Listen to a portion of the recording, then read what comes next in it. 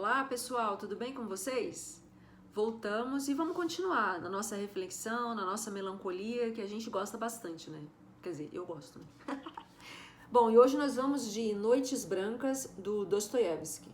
É um livro fininho, ó, como você pode ver, mas não necessariamente você vai chegar a um denominador comum assim, numa única sentada. Tudo vai depender de N variáveis. E uma coisa interessante de falar, pessoal, antes de que eu tenha percebido, tudo que eu falo aqui no YouTube, né, sobre o livro, até mesmo as outras pessoas que você acompanha, certamente, isso está relacionado, quando é uma obra aberta assim, isso está relacionado às minhas experiências, a forma como eu interpreto isso aqui. Ela está relacionada à minha visão de mundo, aquilo que eu acredito, aquilo que eu desacredito, as minhas crenças, enfim, tudo isso junto e misturado vai fazer com que eu chegue a um denominador comum, a um ponto sobre o que eu tô lendo, o que eu tô, o filme que eu tô assistindo, simples assim. Então, não é uma verdade absoluta, tá certo? É importante dizer isso aqui. Bom, dito isto, Noites Brancas, e outra coisa, quando eu estava fazendo um curso sobre uma maneira de entender melhor um livro, foi um curso sobre leitura estrutural. E a professora disse o seguinte, dentre várias coisas, se atentem ao título do livro. E quando eu comecei a fazer isso, eu vi que faz muita diferença, me ajuda muito a entender um livro. E aqui não foi diferente, né? Quando eu comecei a pesquisar direitinho, né, a tentar pensar no título, no que ele quer dizer, no que significa Noites Brancas, com o enredo, depois que eu li, refletindo, eu vi que faz muito sentido, tem muita metáfora aqui, tanto com determinados momentos da história, quanto até mesmo com a personalidade dos personagens. E o que seria Noites Brancas? Noites Brancas é um fenômeno, a história se passa em São Petersburgo, como a maioria das histórias do Dostoiévski, né? E geralmente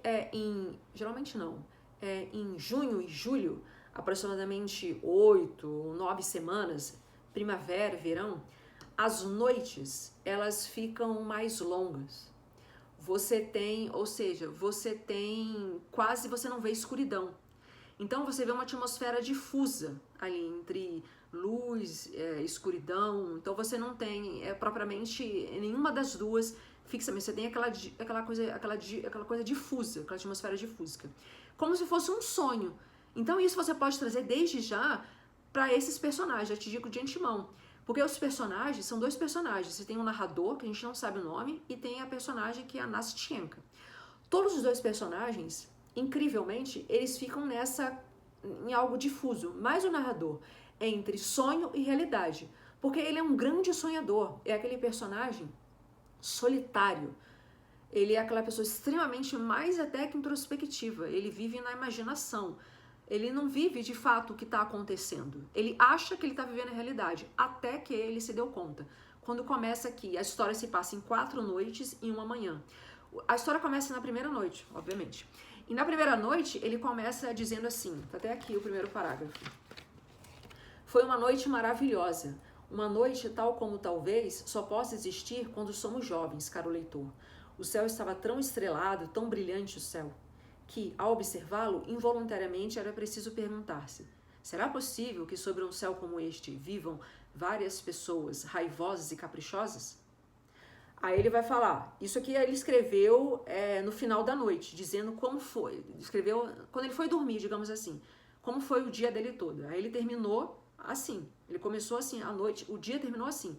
Só que agora ele vai contar como começou o dia dele. Desde amanhã, cedo, passou a me atormentar uma tristeza extraordinária. Ele começou triste e terminou bem. De repente, pareceu-me que eu, um solitário, estava sendo abandonado por todos e que todos estavam se afastando de mim. Aí ele perguntou, mas que todos são esses? Se na verdade eu estou há 8 anos já em São Petersburgo e eu não conheço ninguém. Por que ele não conhece ninguém? Porque ele é aquele tipo de pessoa que ele vive no quarto dele. Ele não vive com ninguém. Tem uma tal de matrioma, é uma senhora velha que vai lá limpar, finge que limpa, né? Porque o quarto dele é completamente caótico. É tudo sujo, tem teia de aranha, mal pintado, é uma desordem.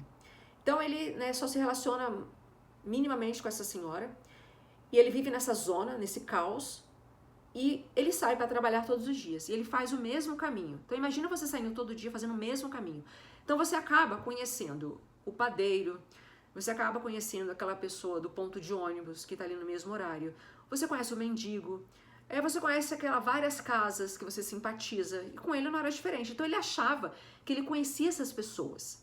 Até porque ele se relacionava também com as casas. Ele achava que a casa estava falando com ele. Teve um dia que ele viu que ele gostava de uma casa que era cor de rosa e de repente a casa mudou, foi para amarelo e ele meio que conta aqui no livro como se a casa estivesse triste por causa disso.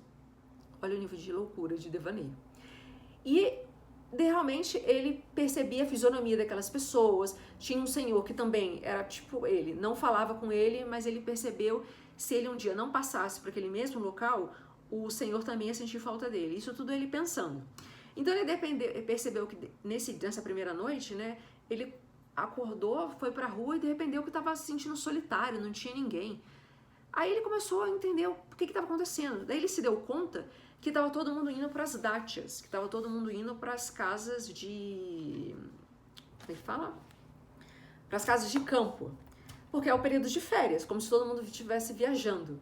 Então ele se deu conta que ele mesmo também queria ir para a dátia, mas ele não tinha nem como ir, nem com quem ir, nem por que ir, porque ele era um solitário. Daí ele queria, se alguém podia me convidar, mas no fim ninguém convidou ele, porque ninguém conhece ele. Ele acha que ele conhece todo mundo, mas ninguém conhece ele. Então ele pensa, como todo mundo me deixou aqui sozinho? Então, ou seja, é o nível do negócio. Então ele começa a caminhar nesse dia, caminhar, até que vai chegando o final da noite, ele está extremamente feliz, aí ele começa a entender tudo que está acontecendo, né? Ele começou a entender que está todo mundo viajando, né? Então, mas mesmo assim, aquele clima é tão intenso, o céu está tão estrelado, está tão ensolarado, que aquilo ali acabou mudando o humor dele. Como vocês podem convir, né, pessoal?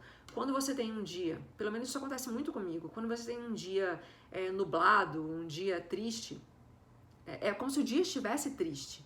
O seu humor muda, as pessoas mudam, tudo fica cinza. Não necessariamente os dias felizes são os dias ensolarados, né? Dias cinzas também podem ser dias felizes, mas, quando entretanto, funciona mais ou menos assim. É isso que ele está querendo dizer aqui. Né? No verão fica todo mundo mais feliz. E isso mexeu com ele percebeu isso. Então ele termina o dia, né? Quase que ele está indo já para casa, que ele andou, ele gosta muito de andar. Respirar esse cansaço. Ele até fala que quando ele andou tanto, ele cansou tanto, gastou tanta energia, que a tristeza foi embora, né? Outro ponto importante também, às vezes quando a gente está meio caído, isso acontece comigo, que eu vou lá, faço exercício, que eu fico cansada, sou bastante, o meu humor muda por completo. E ele falou isso exatamente aqui. Então, quando ele está voltando, ele vê na ponte uma moça que está lá meio pensativa, olhando para a água, para o rio. Daí ele, né, tenta passar com a respiração meio presa, para ela não sentir que ele está ali. De repente ele sente que ela tá chorando, daí a moça toma um susto e percebe que ele tá olhando para ela e ela sai andando pela rua. Daí ele vê que do outro lado da rua tá vendo um cara cambaleante, é um bêbado. E ele fala, vai mexer com ela. Daí ele pega um pedaço de madeira, um porrete, algo assim, pra amedrontar e espanta o cara vai embora. Daí ele pega a mão da moça e eles começam a conversar, ela se sente agradecida, né? Então eles começam a ter uma afinidade entre eles. Mas vejam bem, isso é algo extremamente extraordinário, porque ele mesmo fala, eu nunca me relacionei com uma mulher, eu nunca falei com uma mulher, nunca. Então aquilo ali foi algo assim, extraordinário para ele, que ele fez. Então assim, você terminar o dia dessa forma foi algo que não dá nem pra gente dizer aqui o que estava se passando dentro do coração dele. Realmente é um sonho, ele estava muito feliz. Daí eles marcam de se encontrar no outro dia. Daí ela fala, com certeza eu virei aqui. Por que você tem que vir aqui? Não, porque eu virei e amanhã eu te conto por que eu devo estar aqui. Amanhã você me conta a sua história e eu vou contar a minha história. Amanhã eu te conto a minha história. Aí chegou no outro dia, na segunda noite, ele estava na expectativa, chegou lá umas horas antes, né, porque ele queria muito encontrá-la. Aí chegando lá, ela fala assim, não, mas... ela até falou assim, eu pensei bem, eu fui meio maluca, eu não posso contar a minha história, primeiro conta a sua história. Aí ele falou assim, contar a minha história? Mas eu não tenho história. Ela, como não tem história? Todo mundo tem história, como é que você viveu até aqui? Daí ele começa, né, a entrar em devaneio, ele começa a contar um sonho que ele teve, de um relacionamento com uma pessoa, com uma mulher, porque eu acho que no fundo ele quer se relacionar, ele quer viver o amor. Né? Acho que a história até do Dostoiévski aqui, que ele está querendo escrever, é esse amor, né, solitário. Ele quer viver isso, então ele sonha, ele idealiza. Ele não vai para a realidade, ele não se relaciona com uma pessoa, é a primeira vez. Então ele contou a história dele, ele contou através de um sonho, de decepções, que no fundo foi uma decepção. Daí ela não entendeu muita coisa, porque ele estava sendo muito, eu diria, prolixo. Geralmente essas pessoas prolixas, né, uma coisa que eu acho também, minha opinião, quando você faz uma pergunta para a pessoa roda, você faz uma pergunta pessoal, é a sua história, quem é você? Tenta perguntar para outra pessoa, até para você mesmo, quem é você? Cara, você vai dar uma volta, se você não tiver um conhecimento de si tão grande, você vai ficar um grande prolixo, eu senti isso nele. Porque ele, na verdade, ele tem essa dificuldade, ele vive fora dele, ele não vive para dentro dele, que eu acho que até, depois eu falo o que eu acho, que esse já é o final. Mas enfim, então ele contou a história dele. E quando ela vai contar a história dela, aí chegou a hora dela contar a história dela, que ela mora com a avó é cega, e ela, que os pais dela faleceram, ela foi morar com a avó, e a avó é cega, e a avó, no intuito de muito protetora, em um determinado momento, pegou um alfinete e deixou ela grudada na saia dela. Ela não podia fazer nada. Então ela chegou a estudar um tempo, mas ela não conseguia mais ler, ela não conseguia mais se relacionar com o mundo. Então ela tem uma espécie de um outro ângulo parecida muito com ele, de uma certa maneira. Essa coisa meio difusa entre sonho e realidade, porque ela não consegue muito se relacionar com o mundo, porque ela tá presa com a avó, percebem? Até que na casa dela tem um sobrado e mora um inquilino, porque eles vivem também dessa renda. E esse inquilino, em um determinado momento, simpatizou por ela, dava livros para ela ler, chamou elas para irem ao teatro, né? Então ela começou a achar interessante, ela viu como uma oportunidade até dela sair daquilo ali, porque aquilo ali estava sufocando ela. Não é de se admirar, não é mesmo? E um dia o inquilino chegou e falou assim, eu tenho que ir para Moscou resolver um problema. Nossa, ela ficou muito triste com isso, e ela fez o seguinte, arrumou a trouxa dela, como se fosse a mala, e foi lá na porta dele e pediu para ela ir com ele. Daí ele, muito correto, né, é o que a gente entende aqui, falou que ele não podia ter um relacionamento com ela porque ele era pobre, ele estava se organizando ainda na vida. Mas ele prometeu o seguinte, que ele ia lá resolver as questões dele e dentro de um ano ele voltaria. E se tudo der certo, pode acreditar que eu vou me casar com você. Nós falamos então com a sua avó e a gente oficializa tudo. Mas eu quero deixar claro que você, isso tudo ele falando, você pode, não fique presa a mim. Se acontecer de você ter um relacionamento, um novo amor, se conhecer alguém, vá com essa pessoa, forme a família com essa pessoa. Só que ela, né, não aconteceu isso, ela ficou muito na expectativa desse ano inteiro esperando por ele. E aí, esse encontro, quando ela estava lá na ponte, é que tinha dado esse um ano. Então ela estava ali aguardando ele naquela ponte, naquele banco, às 10 horas da noite que eles tinham prometido. E ela estava bem triste porque já tinha 3 noites que ele estava em São Petersburgo e não foi falar com ela, não foi ao encontro. Então ela estava bem chateada, por isso que ela estava chorando, estava triste. Daí ele ficou muito sentido, né, o narrador. Ele ali já começou, desde a outra noite, ele já começou a se apaixonar por ela, é óbvio, porque ele nunca tinha se relacionado com uma mulher. Então é a primeira vez, então aquilo mexeu muito com ele. Ele estava indo para a realidade, que é isso que ele está precisando, sair do sonho, certo? E ela falou também, simpatizou muito com ele, porque ela também, no fundo, é uma pessoa solitária, né? Então, quando ela viu uma pessoa que foi carinhosa com ela se afeiçoou, simples assim. Mas ela falou assim, não, nós podemos nos encontrar sim, desde que você não se apaixone por mim. Porque eu estou apaixonada por ele. Por você, eu te amo sim, mas eu te amo como se fosse um irmão para mim. E ele falou assim, não, eu também te amo. Mas ele também dava a entender para ela que era como se fosse um irmão, que mas só que ele estava se apaixonando de uma outra maneira. Aí, isso já é a segunda noite. Aí, na terceira noite, né, ele continua sem vir.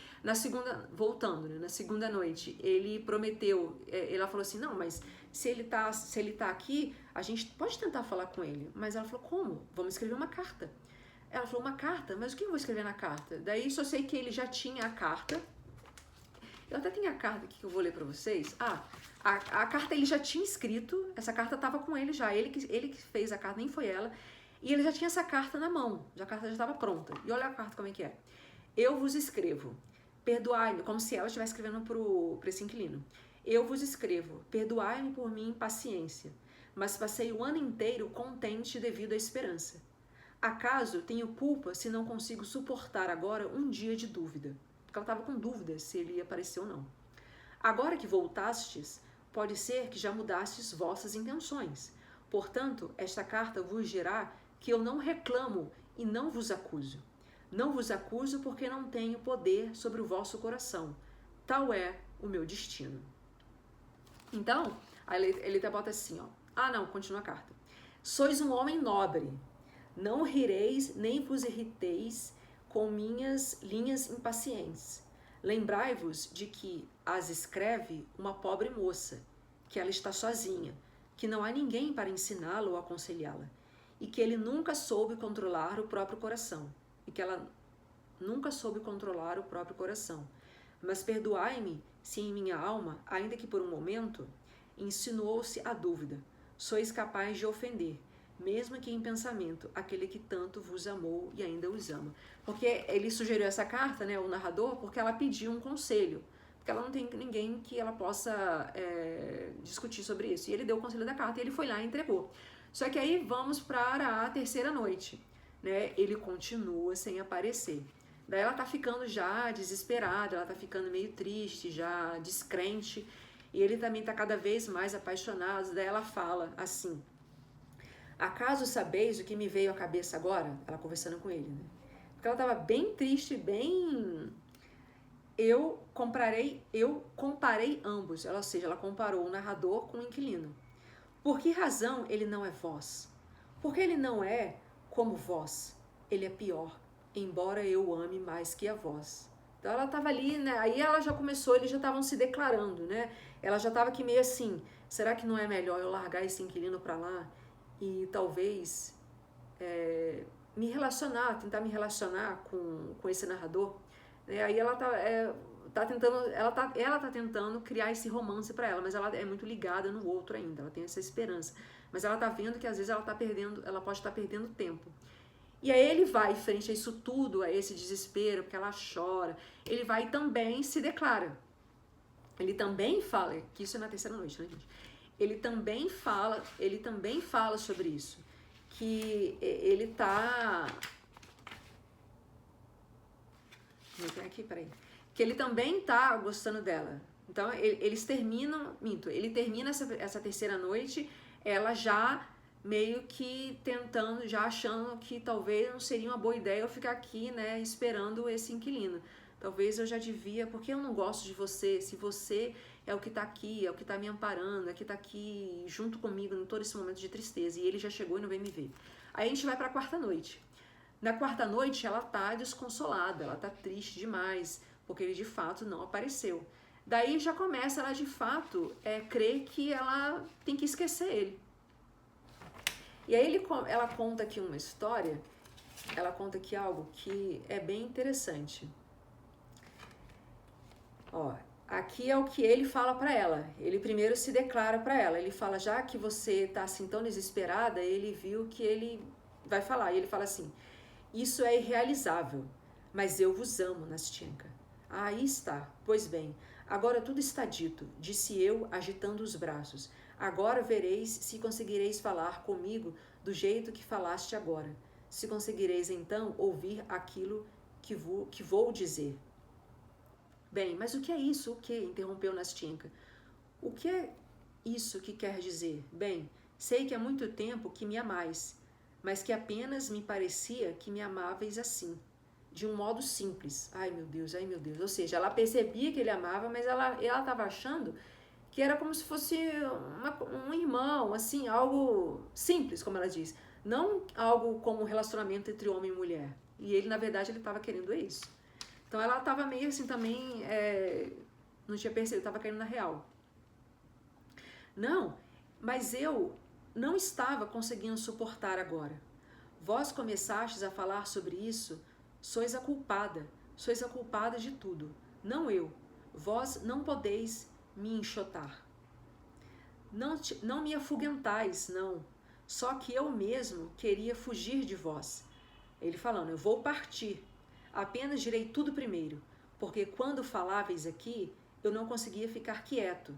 Quando choráveis aqui, quando estáveis atormentada pelo fato de, pelo fato de ter sido rejeitada, pelo fato de terem rechaçado vosso amor, eu senti, houve que em meu coração há tanto amor por vós, porque ele estava ouvindo tudo aquilo ali, e ele estava assim, cara, mas como eu amo você, né, na visão dele, eu gosto de você, por que você está sofrendo se eu tenho aqui amor para te dar? Então ele estava se sentindo assim, sufocado, ele precisava dizer aquilo, ele ia dizer e ir embora, ele não queria mais ficar ali esperando isso. Aí ele disse, né, ele contou tudo e ela falou assim, como é que fala? Eu não o amo, porque só posso amar. Aí ela deu uma réplica para ele. Ela falou várias coisas, mas eu achei interessante isso aqui. Eu não o amo, porque só posso amar o magnânimo, o que me compreende, o que é nobre, porque eu mesmo sou assim, e ele não é digno de mim. Mas bem, Deus me livre. Melhor ter feito isso agora do que mais tarde, quando eu me frustraria com as minhas expectativas e acabaria sabendo quem ele era. Bem, acabou. Mas quem sabe, meu bom amigo, continuou ela, apertando minha mão, quem sabe talvez todo o meu amor tenha sido um engano de sentimentos. Da imaginação pode ser que tenha começado com uma travessura, com ninharias, pelo fato de eu estar sendo vigiada pela avó. É como se ela estivesse sendo vigiada, ela entendeu aqui. É como se aquilo ali foi assim, na verdade ela não amava ele, é porque ela estava meio que sufocada. Então ela viu uma oportunidade de sair daquilo, como se fosse uma válvula de escape, digamos assim. Pode ser que eu devesse amar alguém outro, e não ele, não aquele homem, outro, que tivesse pena de mim. E, bem, vamos deixar disso, interrompeu Nastenka, sufocando pela emoção. Eu só queria dizer-vos que, apesar de amá-lo, não, apesar de tê-lo amado, se apesar disso vós ainda dizerdes, se sentes que o vosso amor é tão grande a ponto de conseguir, enfim, remover o antigo do meu coração. Tá vendo? Então ela falou assim, ela acreditava que amava ele, mas frente a tudo isso que você está sabendo, se você diz que seu amor é tão grande, será que você consegue me dar essa chance, da oportunidade de remover esse antigo amor do meu coração? Se quiserdes ter pena de mim, se não quiserdes me abandonar sozinha em meu destino, sem consolo, sem esperança, se quiserdes me amar sempre como me ama agora, então juro que a minha gratidão, que meu amor finalmente será digno do vosso amor. Pegarias-me agora a minha mão? Nastenka, Nastenka, eu gritei, sufocando com soluços. Então ele estava felicíssimo, né? Ele não estava acreditando no que estava acontecendo. Então ela meio que deu uma oportunidade para o que ela estava vivendo ali.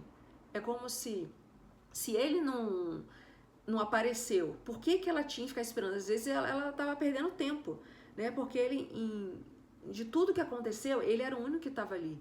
E se ele diz que o amor dela por ela é tão grande, será que ele se dispõe a ajudá-la a tirar isso do coração dela? Daí eles começam ele diz que sim, obviamente, daí eles começam a andar para lá e para cá, para lá e para cá, até que acontece uma coisa que é extraordinária. Falando isso, ambos caminhávamos como se estivéssemos atordoados, em uma névoa, como se nós mesmos não soubéssemos o que se dava conosco. Porque eles estavam atordoados, né? Eles estavam naquela... É isso que está com as noites brancas, eles estavam meio que naquela coisa difusa, entre sonho e realidade, eles estavam entendendo o que estava acontecendo. Então, parávamos e ficávamos conversando muito. Em um lugar. Então, de novo, nos punhamos a andar, sabe Deus para onde, e de novo o riso, e de novo as lágrimas, até que Nastenka, de repente, sente vontade de ir para casa. Não me atrevo a impedi-la e sinto vontade de acompanhá-la. Daí ele vai falando aqui, eu quero mostrar aquela parte que é bem interessante. Daí eles estão andando, né? De repente ela se aproxima dele e neste momento um jovem passa por eles. Aí um jovem passou por eles e esse jovem de repente ele para, nos olha fixamente e depois deu alguns passos. Meu coração se pôs a tremer, o narrador falando. Nastenka, Disse eu a meia voz. Quem é esse Nastenka? É ele, respondeu em um sussurro, ainda mais perto, ainda mais trêmula, apertando-se contra mim. Eu mal conseguia ficar de pé. Nastenka, Nastenka, és tu. O rapaz falando, gritando o nome dela. Ouviu-se uma voz atrás de nós e, ao mesmo instante, o jovem deu alguns passos em nossa direção. Deus! Que grito! Como ela estremeceu! Como ela escapou de minhas mãos e voou ao seu encontro. Fiquei parado, olhando para eles feito morto, mas ela mal lhe havia dado a mão, mal havia se lançado em seus braços, quando de repente voltou-se outra vez para mim, encostando-se ao meu lado, como vento, como raio, e antes que eu tivesse tempo de recobrar meus sentidos, apertou meu pescoço com ambas as mãos e me beijou com ardor, intensamente. Depois, sem dizer palavra, lançou-se outra vez em direção a ele, tomou-o pela mão, e o arrastou consigo. Fiquei muito tempo parado, seguindo-os com o olhar. Finalmente, ambos sumiram da minha vista. Foi um sonho, foi um devaneio. Então, entendeu o que aconteceu? Então aquilo tudo se passou. É como a gente está falando lá, aquela metáfora lá, ó, que tudo é tão, de repente está tudo tão belo que de repente tudo volta a ficar aquela coisa triste, né, esvaída de sempre. É um sopro. Foi o que aconteceu aqui para ele. Foi uma realidade foi um sonho que se tornou realidade, ao mesmo tempo aquilo ali morreu. Daí tem a última manhã, né, porque são 4 noites, essa foi a 4ª noite, agora tem amanhã, ele recebe uma carta dela se desculpando, pedindo perdão, porque ela sente triste por ela ter feito isso tudo, né, feito com que ele ter passado por isso tudo, né, e ele tem a grande reflexão aqui final, que ela quer de novo ter ele, ela o ama como irmão, ela fala aqui, e aí no final de tudo, aí que é a chave, né, que grande aqui que ele tem, é que ele tem um choque de realidade. Porque até então ele vivia nos devaneios, ele vivia naquela idealização. Então ele não conseguia entender o que estava acontecendo. Agora, portanto, quando ele contou a história dele, ele contou a história daquele amor que não deu certo, então aquilo era um sonho. Agora, dessa vez, ele teve um sopro de realidade.